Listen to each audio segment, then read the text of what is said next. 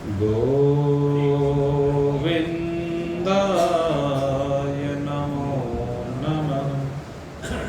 श्रीकृष्णाय नमो नमः। नारायणाय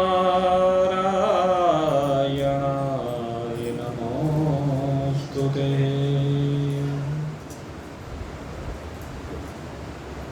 अत्यंत प्रेम पूरित भावों के साथ उपस्थित भाग्यवान सज्जन वृत्त, कल अत्यंत श्रद्धा के साथ, प्रेम के साथ हम सभी ने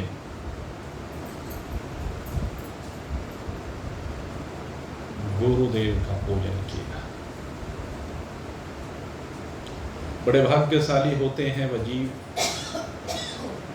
जो इस शरीर को धारण करके किसी गुरु के आश्रय को ग्रहण कर लेते हैं, और न केवल गुरुदेव के आश्रय को ग्रहण करते हैं, अपितु ये सौभाग्य किसी किसी को मिलता है कि इस गुरु पूर्णिमा के पुनीत पावन अवसर पर अपने गुरुदेव के चरणारविंदों की सेवा करने का अवसर, उनका पूजन करने का अवसर भगवान उनको प्रदान कर देते हैं। अन्यथा तो अधिकांश जीव तो संसार में ऐसे ही हैं कि उनको गुरुदेव का आश्रय ही नहीं मिल पाता है। और भाई संत ग्रंथ एक ही बात कहते हैं, गुरु बिन भव निधि तरहि न हो। जिन्होंने किसी गुरु का आश्रय ग्रहण नहीं किया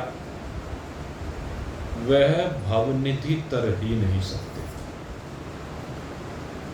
भवनिधि को पार करने के लिए, इससे तरने के लिए गुरु की कृपा को प्राप्त करना अनिवार्य है। कल एक चर्चा आपके सामने प्रारंभ की थी, लेकिन समय अभाव के कारण वह चर्चा पूर्ण नहीं हो पाई थी। गुरु मंत्र दो प्रकार से इस गुरु मंत्र को व्यक्त किया गया है। ये गुरु मंत्र की बड़ी महत्ता है भाई। पहली बात तो भौतिक बातों को लेकर के, भक्ति भाव को लेकर के है। जो गुरु जी से मंत्र प्राप्त होता है उस मंत्र का निरंतर जाप करना। ये गुरु जी के मुख से मंत्र भी किसी बिरले को ही मिल पाता है। अधिकांश व्यक्ति तो गुरु से मंत्र ही नहीं ले पाते, तो ये भी सौभाग्य की बात होती है। और गुरु भी किसी सामान्य गुरु की बात नहीं की गई है, संसार के किन्हीं लौकिक शिक्षकों की बात नहीं की गई है। संसार में बहुत कुछ सीखने को बहुत सौ से मिलता है, उनकी बात नहीं की गई है। शास्त्र जो बात करता है वो ब्रह्मनिष्ठ ब्रह्मवित्त महान पुरुषों की बात करता है। वो ब्रह्मनिष्ठ ब्रह्मवित्त महान पुरुष जो ब्रह्म ज्ञान प्रदाता है, वो है सदगुरु। गुरु तो बहुत है, राह दिखाने वाले तो बहुत हैं, लेकिन राह कौन सी दिखाई जा रही है? संसार की राह दिखाई जा रही है या परमात्मा की राह दिखाई जा रही है? दूसरे का आश्रय प्रदान कराया जा रहा है या अपने आश्रय में लाया जा रहा है? संसार से अलग हट करके आपको ही सब कुछ समस्त सत्ताओं से संयुक्त बनाया जा रहा है। ये सदगुरु की विशेषता है कि आप में ही सब कुछ है। आप ही अनंत कोटि ब्रह्मांडों को धारण करने वाले हैं। आपके अंदर ही ये सारे जगत हिलोरे ले रहे हैं। सारे जगत का खेल आप ही खेल रहे हैं। ये है गुरु मंत्र। और जिनको योग्य गुरु से ये मंत्र मिल जाता है वो भव से पार हो जाते हैं, और उनके मन में विद्वानों की तरह से संशय नहीं रहते। जो इन्होंने कहा ना, चर्चा की ना, कि विद्वान को उसको शास्त्रों का ज्ञान तो था, लेकिन ज्ञान जीवन में उतरा हुआ नहीं था, क्योंकि श्रद्धा नहीं थी, विश्वास नहीं था। और जबकि ज्ञान के लिए तो सबसे पहली शर्त भगवान ने रखी ही है, श्रद्धावानम लभते ज्ञानम। जो श्रद्धावान होगा उसी को ज्ञान की प्राप्ति होगी, जिसकी श्रद्धा है ही नहीं। जो वो कह रहा है उसमें उसकी श्रद्धा ही नहीं, उसको उस पर विश्वास नहीं अपने कहे हुए पर। ये तो बद तो व्याघात तो उसे भाई, जिसको अपने कहे पर ही विश्वास नहीं। हम रोज बहुत भजन बोलते हैं, भजन तो बहुत बोले, लेकिन कभी उसको समझने का प्रयास किया क्या? कभी उसको भजने का प्रयास किया क्या? कभी उसे जीवन में परखने का प्रयास किया क्या? अपनी जीवन की यात्रा को उस कसौटी पर कस करके देखा क्या? रगड़ करके देखा क्या? भजन बोल लेना बहुत आसान है, लेकिन भजन को जीवन में उतारना असली भजन ही है। जब तक जीवन में नहीं उतारा गया ना मेरे मित्रों, तब तक आवरण नहीं हट सकता, तब तक जन्म मरण के चक्र से मुक्ति नहीं मिल सकती, सुख और दुख से मुक्ति नहीं मिल सकती। ये जीवात्मा भ्रमता रहता है, घूमता रहता है। जब योग्य सद्गुरु जीवन में आ जाते हैं तो उन सद्गुरु की कृपा से ही ये जन्म मरण के चक्र से जीव बाहर निकलता है, क्योंकि वही हमें बता कि हमारा स्वरूप क्या है, वही हमें उस ओर लेकर जाते हैं, वही हमारे जीवन को प्रकाशित करते हैं, वही जीवित जीवन प्रदान करते हैं, जहां पर मृत्यु की बात नहीं होती। वो ज्ञानवान, वो प्रकाशवान, वो चैतन्य, वो सत्य, वो आनंद, वो घन, वो निराकार निर्गुण अविनाशी दृष्टा साक्षी केवल्य चैतन्य, वो आप हैं। ये सद्गुरुदेव समझाते हैं। तो मेरे मित्रों, ये सद्गुरुदेव का मंत्र यही है। सद्गुरुदेव का असली मंत्र यही है कि तू जान अपने स्वरूप को। श्रद्धा से संयुक्त होकर के ही तू इसको जान सकता है। जिनकी शास्त्र में ही श्रद्धा नहीं है वो कैसे परमात्मा को प्राप्त करेगा? जिनको केवल काट छाट ही करनी है, तर्क वितर्क ही करना है, वो भवसागर से कैसे पार हो सकता है? विश्वेश पादांबुज दीर्घ नौका। अरे सबसे बड़ी नौका उन भगवान के चरण कमलों की ही नौका है। यही सद्गुरु बार बार समझाते हैं। सद्गुरु के इन वचनों को समझना है, मानना है। अगर मान लिया तो कल्याण हो गया, नहीं माना तो फंसे रह गए भाई। अब फंसे रहना है, निकलना। यात्रा तो बहुत चल रही है भाई, पता नहीं कितने शरीरों में यात्रा अब तक जीव कर चुका है, और जब तक फंसा रहेगा तो यात्रा करता ही रहेगा भाई। क्योंकि होता क्या है, जब इस शरीर को छोड़ता है ये जीव तो यहां से बहुत कुछ लेकर के जाता है माल। शरीर को जब छोड़कर जाता है तो बहुत माल लेके जाता है। अजी क्या बात करते हो गुरु जी, यहां से तो एक सुई की नोक के बराबर भी नहीं लेकर के जा सकता। कोई लेके जाता हो तो बताओ, लेकिन भगवान बता रहे हैं यहां से जीव बहुत कुछ लेकर के जाता है। तो आज भगवान इस 8वें श्लोक में जो चर्चा कर रहे हैं उसके ऊपर जरा चिंतन करना। शरीरम यदवापनोति यच्चाप्युत्क्रामतीश्वरः गृहीत्वैतानि संयाति वायुर्गन्धानिवासया। कहते हैं, एक उदाहरण दिया सबसे पहले कि जैसे कोई गंध का स्थल है, जैसे एक बागीचा है और उसमें सुंदर सुंदर पुष्प खिले हुए हैं। बागीचे में सुंदर सुंदर पुष्प खिले हुए हैं। तो उस बागीचे से वायु विचरण करती ही है। जब वायु उस बागीचे से विचरण करते हुए आगे निकलती है तो क्या करती है वो? वायुर्गंधा निवासयात्, वायु के अंदर उस गंध का निवास हो जाता है। वायु के अंदर वो गंध आ जाती है। कल आपने बहुत ने गुलाब के फूल समर्पित किए, मालाएं समर्पित की। तो जो गुलाब के फूल माला लेकर आए आप, तो क्या गुलाब की सुगंध आपको मिली कि नहीं मिली? लेकर तो आप गुरुजी के लिए आए, लेकिन वो सुगंध आपको भी मिली ना। संग हो गया ना। तो कहते हैं वायु का संग हो जाता है। अच्छा, जो उनसे गुलाब के फूल कल लेकर के आए थे वो आज भी बाकी है क्या? उसकी गंध आपके पास बाकी है क्या? मेरे पास तो है। आपके लाए हुए उन पुष्पों की गंध मुझे अभी भी अनुभूत हो रही है, क्योंकि मेरे सन्मुख बहुत से पुष्पों का अभी भी ढेर लगा हुआ है। तो इसलिए मुझे तो वो अभी भी अनुभूत हो रही है।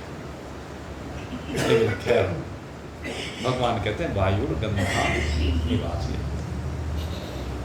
वायु गंध को लेकर के, सुगंध को लेकर के आगे गुजरता है, आगे जाता है। और जब वायु सुगंध को लेकर आगे जाता है तो जहां जहां भी जाता है तो वहां भी उस सुगंध का प्रवाह होता है, लोगों को अच्छा लगता है। पहले तो सामान्य बात कर लेते हैं। जब वायु लेकर के जाता है उस गंध को, तो वो जहां जहां से गुजरती है सबको सुगंधित करती चली जाती है कि नहीं जाती? सुगंधित करती है ना, सबको लाभ होता है ना। और दूसरी बात, अगर किसी कूड़े के ढेर से गुजरे तो गंध तो वहां से भी लेगी, और वो गंध जब आगे जाएगी तो क्या कहेंगे? शुगर मिल के पास से गुजर के देखो भाई, गंध लेती है कि नहीं लेती है वायु? और आप अपनी नाक मुंह सिकोड़ने लगते हैं, कपड़ा रखने लगते हैं, होता है ना। तो भाई ये जीव भी जैसे वायु गंध को लेकर के यहाँ से आगे बढ़ता है तो अपने साथ ले जाता है, उसी प्रकार से ये जीवात्मा यहाँ इस शरीर से सुगंधी और दुर्गंधी को लेकर जाता है। भगवान कहते हैं कैसे लेकर जाता है? कि जैसे वायु लेकर जाती है। सुगंधी क्या है? आपके पुण्य का ये सुगंधी है। और कोई दुर्गंधी भी लेकर जाता है। जो दुर्गंधी लेकर जाता है वो क्या है? आपके पाप कर्म है। और जब दुर्गंधी को, पाप कर्म को लेकर जाएगा तो क्या होगा? नाक मुंह सिकोड़ना पड़ेगा। जब उसका फल आएगा, फल तो आएगा ना उसका, जब उसका फल आएगा तो व्यक्ति रोएगा। और जब पुण्यों का फल आता है, पुण्यों को साथ में लेकर जाता है तो उसका भी फल आता है ना। और उसका फल कैसा आता है? सुखद आता है। और जब सुखद फल आता है तो व्यक्ति हंसता है, नाचता है, गाता है। जैसे वो होता है ना, वो विवाह शादी, और विवाह शादी में बैंड वाला धुनी बजाता है, बैंड वाला धुनी बजाता है, गाता है, और उसके साथ में सब नाचने लगते हैं। कोई भी हो, सब नाचते हैं, सबके पैर थिरकने लगते हैं। कोई ना भी थिरकाए तो भी अंदर ही अंदर बजने लगता है? आज मेरे यार की शादी है? देखो सारे अब इतना सुनते ही सारे हंसने लगे। भाई यही तो है, कल हमारे यार की शादी थी, बीच में, अभी बीच में नहीं, अरे बीच में नहीं, अभी जरा कल हम सब अपने यार की शादी में नाच रहे थे, गा रहे थे, हर्षित हो रहे थे। यार से मतलब हमारा परमात्मा है। जब परमात्मा का अवतरण होता है तो सारा जगत नाचने लगता है। हम भगवान के अवतरण दिवसों को मनाते हैं, भगवान श्री कृष्ण का अवतरण दिवस मनाते हैं, जन्माष्टमी, कितना नाचते गाते हैं लोग, कितने हर्षित होते हैं, व्रत रखते हैं। भगवान श्री राम के जन्मोत्सव को मनाते हैं रामनवमी के रूप में।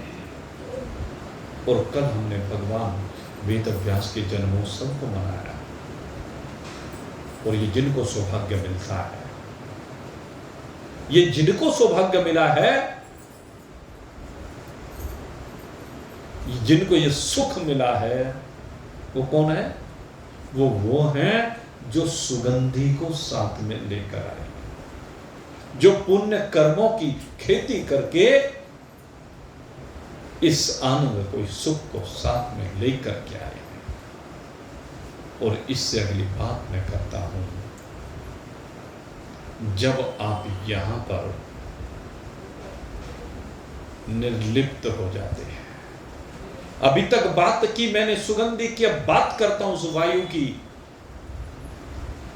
सुगंधि तो पीछे छूट जाती है, और जैसे जैसे वायु आगे बढ़ती है, वायु गंध से विरहित हो जाती है, वायु में कोई गंध नहीं रहती है।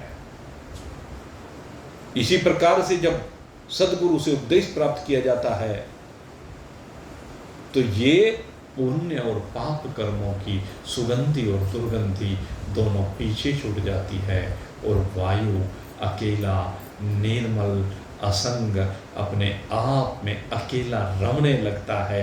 और जब ये जीव अपने आप में अकेला रमने लगता है, तब इसको अपने आप में वो परमात्मा तत्व की अनुभूति होती है। और जब इसको अपने आप में उस परमात्मा तत्व की अनुभूति होती है, तब ये नाचने लगता है कि आज मेरे यार की शादी है। और वो यार कहना अहम ब्रह्मास्मि, वो यार आत्मा और परमात्मा की एकता का बोध होने पर इसे अपने आप में मिल जाता है। यह है मेरे मित्रों, यह है वास्तविक गुरु का मंत्र, यह है वो वास्तविक स्थिति जिसको प्राप्त करने के बाद फिर यह जीवात्मा भटकता नहीं है, यह जीवात्मा लौटता नहीं है। लौटता क्यों नहीं है? क्योंकि जब व्यापक हो गया तो ये अचल हो जाता है, इसमें आने जाने की बात रहती नहीं है। जब तक व्यापक नहीं हुआ तभी तक तो आने जाने की बात है, और जब व्यापक हो गया तो फिर आने और जाने की बात रहती नहीं है। शरीरम यत वापनोति ही, कहते शरीर को जो इसने धारण किया हुआ है, भाई शरीर को धारण ही तो कर रखा है, वायु की तरह शरीर को सुगंधि और दुर्गंधि की तरह से शरीर को धारण कर लिया, और यहां से शरीर को तो यहीं छोड़ जाता है, शरीर थोड़े साथ में जाता है। यहां से आगे यात्रा पर पहले सूक्ष्म शरीर और कारण शरीर जाते हैं, और सूक्ष्म शरीर और कारण शरीर के साथ उनमें बैठी हुई वासनाएं जाती हैं, उसमें जो संस्कार हैं वो जाते हैं। जब तक संस्कारों को लय नहीं करोगे तब तक वो जाएंगे भाई। यहां से ये जीवात्मा संस्कारों को लेकर के जाए, अंतःकरण में जो संस्कार है वो लेकर के जाता है। कहते हैं ना कि कुछ नहीं लेके जाता, लेकिन ये जरूर लेके जाता है, और जो लेके नहीं जाता उसी को ब्रह्मज्ञानी कहते हैं। कैसे? कहते जब अंतःकरण में कोई संस्कार रहे ही नहीं, अंतःकरण का पहले बिल्कुल शोधन कर देते हैं, और अंतःकरण का शोधन करने के बाद जितने पूर्व जन्मों के संस्कार उस अंतःकरण में थे वो सारे के सारे जल करके भस्म हो जाते हैं, धुल करके बह जाते हैं, ये कह दीजिए।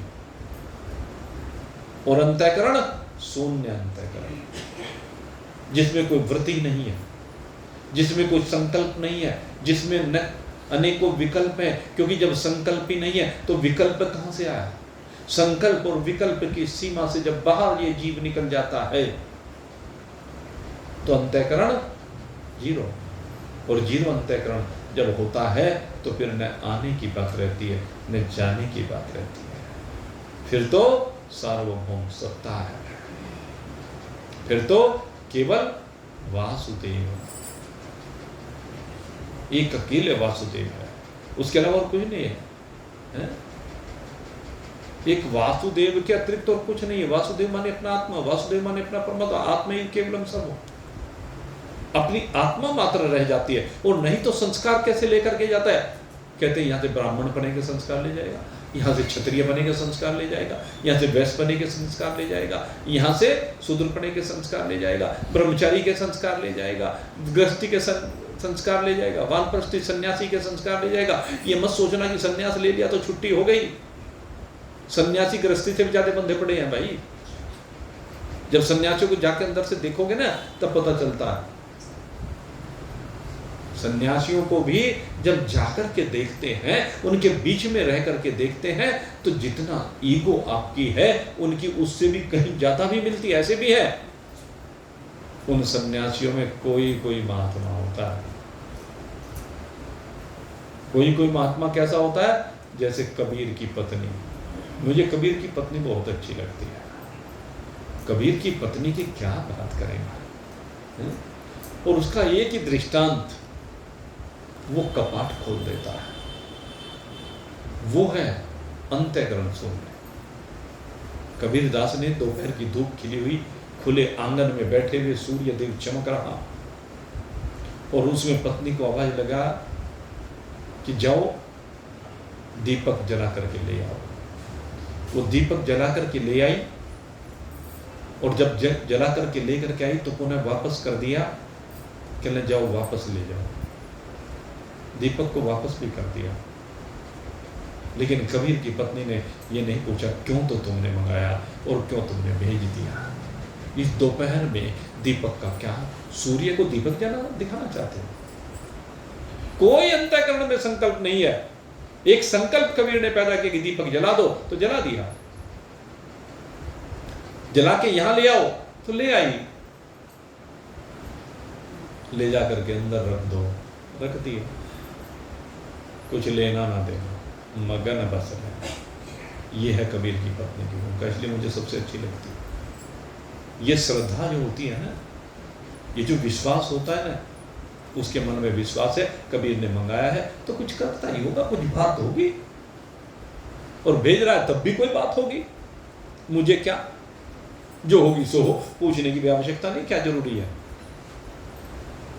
कुछ लेना न देना मगन रहना, कुछ लेना न देना मगन रहना, पांच तत्व का बना ये पिंजड़ा, पांच तत्व का बना ये पिंजड़ा, जिसमें बोले श्वासों की मैना, कुछ लेना न देना मगन रहना, कुछ लेना न देना मगन रहना। पांच तत्व का बना हुआ ये पिंजरा है भाई। हमें कोई लेना देना नहीं है, ना इससे लेना देना है, ना अन्न से कुछ लेना देना। हाँ? इसमें श्वासों की मैना बोल रही है। हमारे गुरुजी कहा करते थे, श्वासों की मैना माने मैं ना, कहने लगी जो पंचभौतिक पिंजरा है ये मैं नहीं हूं, ये को लेना ना दे। गहरी गहरी नदियां नाव पुरानी, गहरी गहरी नदियां नाव पुरानी, खेवटिया से मिल रहना, कुछ लेना न देना मगन रहना, कुछ लेना न देना मगन रहना। बस बात तो है भाई, कुछ लेना ना देना मगन रहना। नहीं तो ये संसार की नदी भाई बहुत गहरी है, और ये नाव पुरानी हो गई है, वही जर्जर हो गई है। अब जर्जर नाव ना अगर यदि नदियां में उतारोगे तो डूब जाएगी। इसलिए खेवटिया से मिल रहना, गुरुदेव के चरण कमलों से लिपट रहना, ये कहते हैं। क्योंकि वही बताएंगे कि तेरा यहाँ से कुछ लेना देना है ही नहीं। तो बिल्कुल असंग है। ये तो वस्त्र का उतारना है भाई, वस्त्र उतार दो, और असली वस्त्र ये स्थूल शरीर का तो सबका उतर जाता है, असली वस्त्र अंदर के हैं भाई। असली हिम्मत इन वस्त्रों को उतारने की करनी है। इन वस्त्रों को क्या उतारना है, इसमें क्या है? एक तो ऊपर पहन रखे तो रोज उतारते हो है? लेकिन ये जो चमड़ी दिख रही है, अस्थियां प्रतीत हो रही हैं, रुएं दिख रहे हैं, हड्डियां, मांस, मेद, मज्जा, नस, नाड़ियां, रक्त इत्यादि ये सब दिखता है, तो ये तो सारा स्थूल अंश है। ये तो उतार के सबको फेंकना पड़ेगा भाई। ये तो वहाँ चिता चिनाई जाएगी, उस पर रखा जाएगा और जल करके भस्मांतम शरीरम भस्मात रह जाएगी इसकी। तो मैं कह रहा हूँ अंदर वाले की बात। असली तो उस चोले को उतार करके फेंकना है, नहीं तो वही चोला है। शरीरम यत वापनोति, जो दोबारा जाकर के शरीरों को ध्यान करता है, शरीरों को प्राप्त करता है। असली अंदर वाला है वो स्थूल शरीर के अंदर बैठा हुआ सूक्ष्म शरीर, कारण शरीर है, जो आगे वही का वही जाता है। और जो उनसे संस्कार पहले जिस शरीर में लेकर आया, फिर इस शरीर में जितने उसमें ऐड या सब्ट्रैक्ट किए, जोड़ या घटाए, दोनों चीज होती हैं। जो बालक एक संस्कार लेकर के आता है, फिर यहाँ संसार की यात्रा में रहता है, जैसे परिवेश में रहता है, जैसा उसका अंतःकरण होता है, जैसे जैसे उसका डाइवर्जन होता है, तो संस्कारों का डाइवर्जन भी तो होता है। तो उसके बाद वो यहाँ से जब जाता है तो उनको ही साथ में लेकर जाता है, और उन्हीं के आधार पर फिर अगले शरीर की यात्रा को प्रारंभ करता है। जिन संस्कारों को लेकर गया उनके आधार पर तो इस शरीर की यात्रा प्रारंभ की, और जिनको इस शरीर के एंड में यहां से लेकर जाएगा उनके आधार पर उससे अगले वाले शरीर की यात्रा प्रारंभ करेगा। यही तो होता है। तो उसका जो आवागमन है उसको कहते हैं, उसको हटाओ, उसको उतारो। असली वस्त्र तो वो उतारना है भाई, और जिसने उस वस्त्र को उतार दिया वो अपने में आ गया भाई, उसने ही अपने परमात्मा की पहचान कर ली भाई। और जिसने परमात्मा की पहचान कर ली उसने सब कुछ को पा लिया। हम तो यही प्रार्थना करते हैं भगवान से कि ये गुरु पूर्णिमा का जो उत्सव, गुरु की कृपा का, गुरु के आशीर्वाद का उत्सव है, सबके ऊपर हमारे गुरुदेव की कृपा बनी रहे, सब उस कृपा से, उस आशीर्वाद से संयुक्त हों और आनंद में जीवन को जिए। आप सबके लिए बहुत बहुत शुभकामना करते हुए अब यहीं पर आज के सत्संग को विश्राम दे रहा हूँ। बोलिए सच्चिदानंद भगवान की